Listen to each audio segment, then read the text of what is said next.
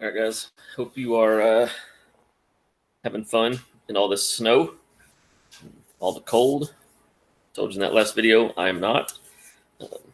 Actually, I'm sitting down here by my wood burning stove with my coffee, and trying to stay warm. We're going to jump into our Section 4 notes. Make sure you watch this, get these notes. If you remember before, we're not having a test online, so copy these notes down. When we come back, we'll review, and then we'll have our Chapter 10 tests. We will go ahead and start Chapter 11 tomorrow, though, as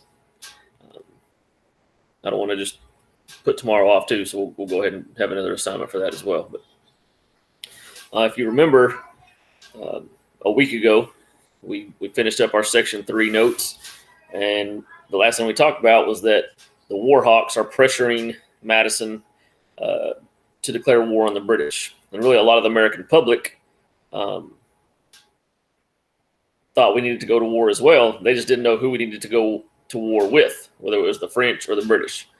Well, finally, in that last slide, we talked about Madison realizes he can no longer put off war, and so he asked Congress to declare war on the British, and that will begin the War of 1812, which is what we'll talk about here in Section 4. A lot of the Warhawks, a lot of the public thought this war would be an easy victory for us. Thought we would just push the British out, win it very easily, and move on. But really, anytime you're going to go to war, there's going to be those optimists. But more often than not, it doesn't ever work that way. We were not prepared for war. If you remember, we talked about when Jefferson was president, how he had cut down on military spending. And so that our military took a pretty big hit. Our army was down to around 12,000 soldiers, and about 5,000 of those were new recruits. And then we had around anywhere from 50 to 100,000 militia from across the states. Most of the people who had served in the Revolutionary War are now too old to fight, so there's not a lot of experience, and so we're not really prepared for this war with the British. Not everybody supported what they called Mr. Madison's war. Once he declared war or asked Congress for a declaration of war, he got a lot of backlash from the American public. And again, anytime there's war, you're gonna have that. You're gonna have pros and cons. You're gonna have supporters and anti-war individuals. But he didn't have a whole lot of support when it came to this second war with the British. And thirdly, we underestimated the British.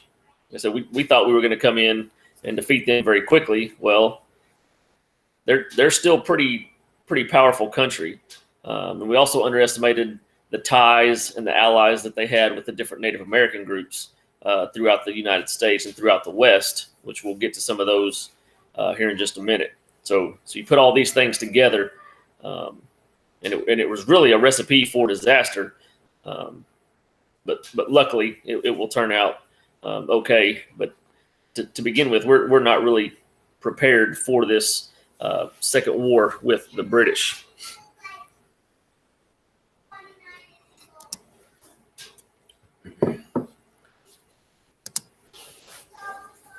Now, when the war starts, the American General Hull is going to lead his forces from Detroit and up into Canada. A lot of the British troops were in Canada. We're trying to push them out as far as we can. So General Hull will be responsible for doing that. He's going to be unsuccessful. Tecumseh, who we talked about before, who had a major tie to the British, are going to defeat General Hull at Detroit. So Detroit will now fall into the British hands, and it'll be a while before we retake that. But again, just part of that allies that we didn't know were so strong, and so Tecumseh was able to defeat General Hull. Other attempts are going to be made to try and invade invade Canada. William Henry Harrison will lead one of those attempts. He'll fail as well. They realize that taking Detroit, taking Canada is going to be pretty impossible as long as the British control Lake Erie. So we know that we've got to try to take Lake Erie if we're going to be able to go into Canada and push the British out of Canada. So in order to do that, in September of 1813, a man by the name of Oliver Hazard Perry is going to lead the American Navy of about 10 ships against the British naval fleet there in Lake Erie of about 6 ships. Perry will be on his flagship called the Lawrence. And in this battle, when you think, okay, it's just a battle, Americans win. Well, what's interesting is that in this battle, his ship is going to be so badly destroyed and really defenseless. Him and his men will lower a small rowboat. They'll row to another ship called the USS Niagara. They'll climb aboard that ship, and he's going to sail straight into the line of the British ships and just start firing broadside on all these British ships. A pretty daring feat. He'll then send a message to William Henry Harrison saying, "We have met the enemy and they are ours," saying they've defeated the British on Lake Erie. We now control Lake Erie. Let's push into Canada like we had originally tried to do. So with that defeat, the British and Tecumseh and his warriors are going to flee Detroit. They realize that without the help of the British Navy there on Lake Erie, that they can't hold Detroit, and so they're going to leave. Well, William Henry Harrison is going to cut them off. He's going to encounter Tecumseh and his troops at what will be known as the Battle of the Thames. And in this battle, Tecumseh will be killed, and they will win a couple more battles in Canada. The Battle of York, which is present-day Toronto, they'll win that. But even with the victories in Canada, they'll never fully push the British out of Canada until the war is over.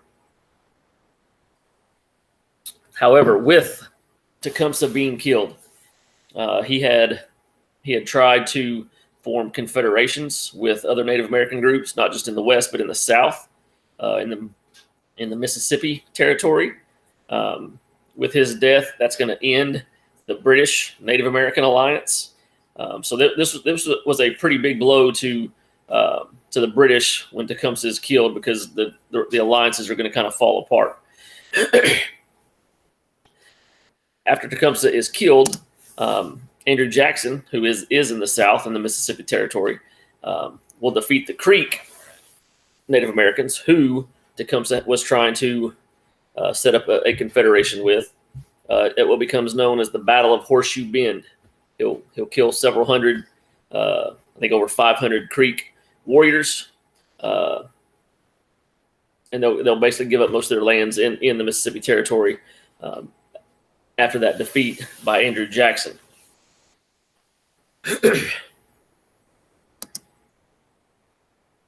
Just the Battle of the Thames there.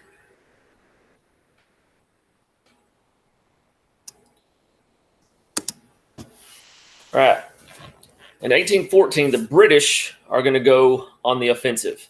If you remember, the British are, when the war starts, they're basically fighting two wars. They're fighting against the French still, and they're fighting against the United States now.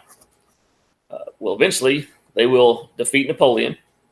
So that war will end. So now, instead of having to send troops to France and to the United States, now they can focus all their attention on sending troops to the U.S. And that's what they do, going on this offensive here in 1814. In August of that year, they're going to sail into Chesapeake Bay. They'll encounter the militia there, but the militia can't do anything about it. They're going to attack, and they will end up burning Washington D.C. In this victory over the militia. They'll destroy the president's mansion. They'll burn the Capitol. Luckily, a thunderstorm will come up and put the fires out before they are burned to the ground, but it does a whole lot of damage. Right before that takes place, James Madison's wife, Dolly Madison, is said to have taken a lot of the valuables out of the president's mansion and carried them with her when they fled so that they wouldn't be destroyed. And so she's credited with saving a lot of valuables from that time. She gains a lot of support because she did that. But instead of staying in Washington, D.C., the British are going to leave, and then they're going to head to Baltimore. They underestimated the defenses at Baltimore. The people there are ready. They're waiting at a place called Fort McHenry. They're on the outskirts of Baltimore. They will, again, attack Baltimore. But the defenses are so strong that they are able to keep the British from entering the city. During that attack, there was a local attorney who had been taken prisoner, and he was sitting out in the harbor on a British warship, and he's basically watching this attack throughout the night, just the bombs, the cannon, the mortar fire, everything. He's pretty worried. He looks out of the boat the next morning, after the attack is over, and he sees that the American flag at Fort McHenry is still flying. Well, that local attorney was Francis Scott Key, and after seeing the American flag, he'll write a poem called "The Star-Spangled Banner." And that's a picture of Washington burning there. The battle at Fort McHenry, they're just bombarding the fort. And then Francis Scott Key and his poem that he writes. You can see just how long it is. It won't be made the national anthem until like 1931. Congress will officially make it the national anthem. But what we know as our national anthem is just this top paragraph up here. You can see it was a whole lot longer. And I've not read the entire thing, and it's kind of hard to read on here, I know. But the "Oh say, can you see by dawn's early light" is how it starts, and then "O'er the land of the free and the home of the brave" ends here at this top paragraph. But like I said, there's so much more. But this first paragraph is what we put to music and adopted as our national anthem. But that's where we get this poem from, was from the War of 1812 when the British attacked Fort McHenry, and we were able to hold them out.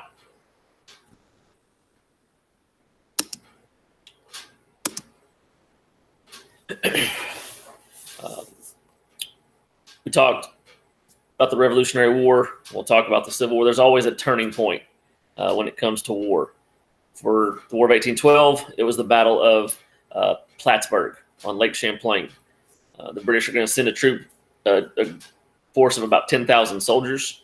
The American Navy plus forces will be able to defeat the British. And after that defeat, the British realize that continuing this fight against the United States is going to be too costly. And they basically decide, you know what, this isn't worth it. Let's be done and take our losses. So officials in December of 1814,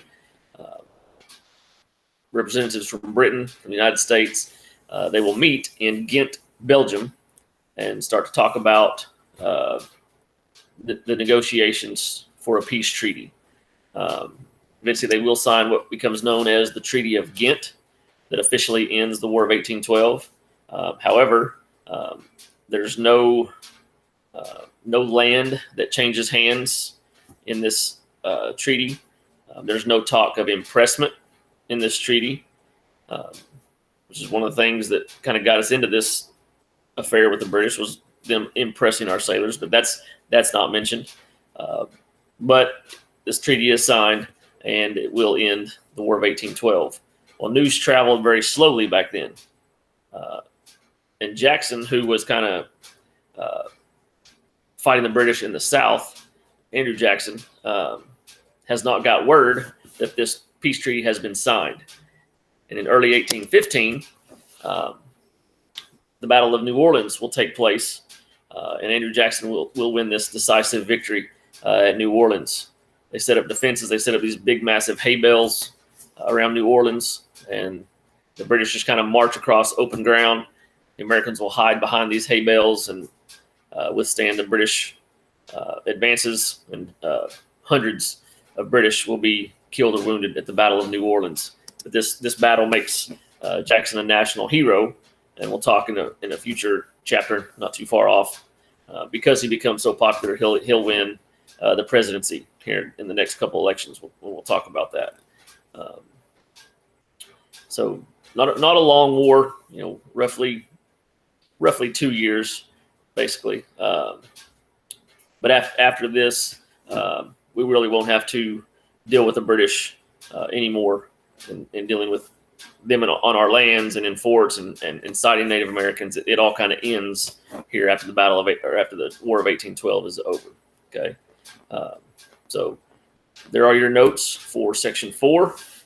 Again, I hope everybody is staying warm, having fun in the snow. Like I said, if you're out there making massive snow sculptures, email me, text them to me. I'd love to see them. We went out and rode on the Rhino today and sledded and had some fun. But again, I'm happy just being in my warm house. So I'm over all this snow. It's pretty, it's beautiful, but I'm ready for it to be done. So anyway, if you have questions, email me, text me, whatever you need. But get on here tomorrow, which I guess you'll get on here on Thursday. So it will actually be today. Get on here and watch these notes. Get them taken down so you'll have them. So when we do have our test, when we come back to school, you'll be good to go. Okay. All right. If I can figure out how to turn this off, we will be done. All right. You guys have a good night. Have a great Thursday, and we'll talk to you guys later.